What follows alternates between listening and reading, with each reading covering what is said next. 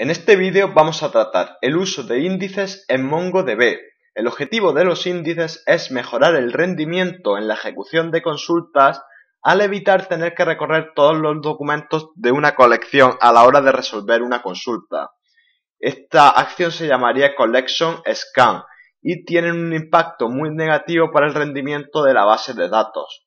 La estructura que se usa para almacenar los índices son los árboles B y almacenan los valores de un campo o conjunto de campos. En el caso de los índices compuestos, estos valores van a estar ordenados y van a contener punteros que mantienen la posición del documento dentro del disco. Vamos a ver cómo usar un índice para resolver consultas. Tenemos una colección de usuarios en la que hemos declarado un índice sobre puntuación score en orden ascendente. Vemos que la consulta es db.users.find y como criterio de consulta aquellos documentos cuya puntuación sea menor a 30. También vamos a añadir un modificador del cursor en el que queremos que nos recupere los documentos ordenados por puntuación en orden decreciente. Tanto en el criterio de consulta como en el modificador aparece score, que es el campo en el que tenemos declarado el índice.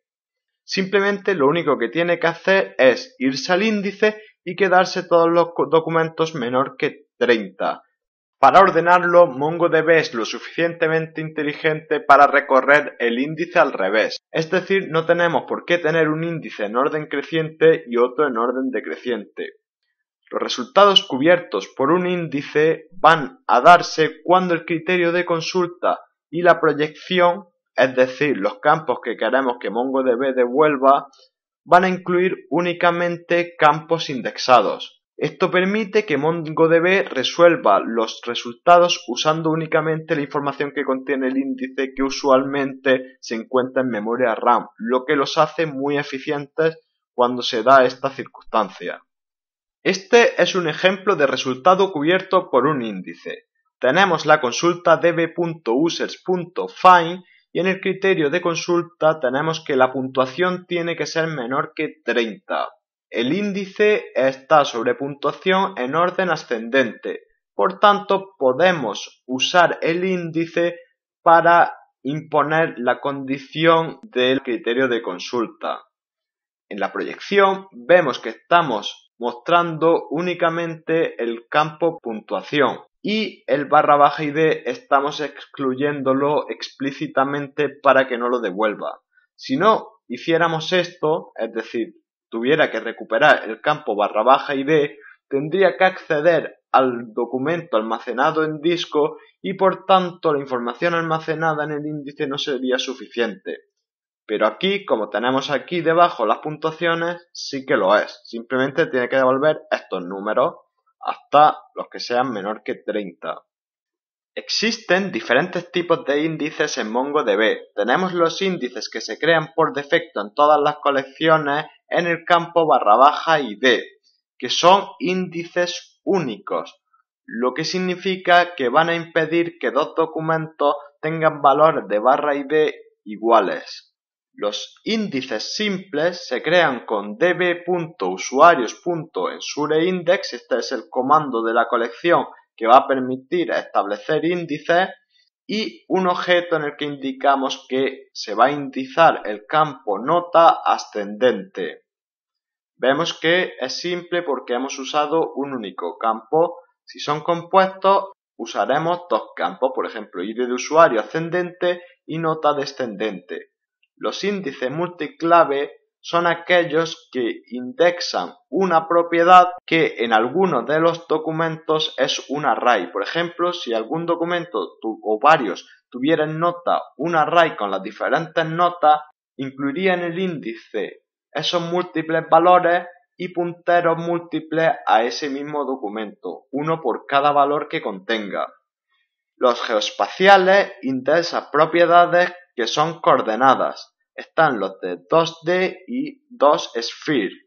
Los 2D es que considera un plano y 2Sphere considera las alteraciones provocadas por la curvatura de la Tierra, por ejemplo, a la hora de traer los documentos por cercanía a otro documento. Índices de texto que nos permiten hacer búsquedas a texto completo en los campos indexados y hasheados, que antes de introducir el valor en el índice van a hacer un hash a ese valor. Los índices pueden tener dos propiedades no excluyentes. Pueden ser únicos, se crean pasando como segundo argumento un objeto con la propiedad unique establecida true, y van a hacer que los documentos tengan valores únicos para ese campo dentro de la colección. Los índices dispersos, que se crean pasando como segundo argumento un objeto con la propiedad sparse a true, van a excluir del índice aquellos documentos que no tengan esa propiedad definida. Por ejemplo, nos aparecerán en este caso los documentos que no tengan email. Probemos todo esto en la terminal. Para ello nos conectamos a nuestro servidor MongoDB a través de MongoShell con Mongo.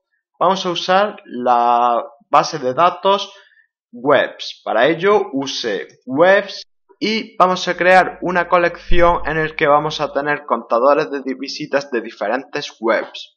Para ello insertamos los diferentes documentos.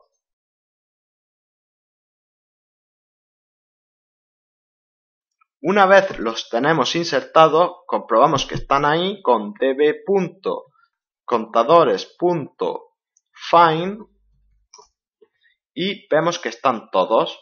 Si queremos consultar los índices que tienen, hacemos db.contadores get indexes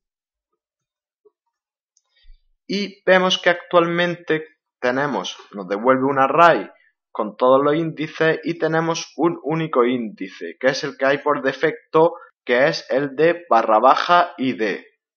Vamos a ordenar los documentos por número de visitas. Para ello, .find.sort visitas -1. Y vemos que nos lo ha ordenado primero Google, luego GenBetaDev, MeneaMe y Muy Linux. Si hacemos a esa consulta un .explain, nos explicará lo que ha hecho para resolver la consulta. Vemos que ha usado el cursor básico.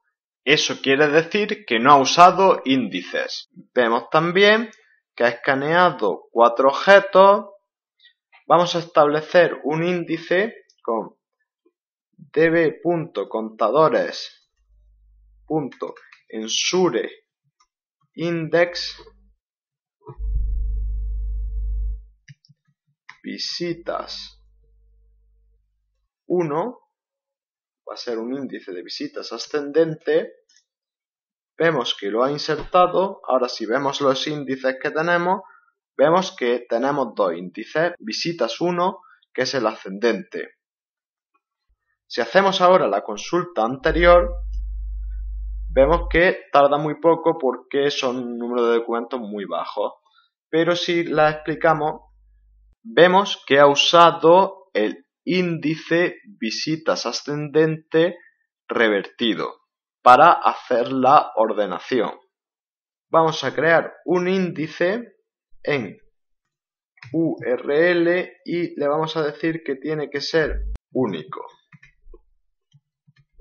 Vemos que ahora ya tenemos 3 índices y si hacemos una búsqueda en la que URL tenga la expresión GU, que significaría que empezara la URL por Go, buscamos, no nos devuelve nada, porque debería ser www.go. Vemos que nos devuelve Google.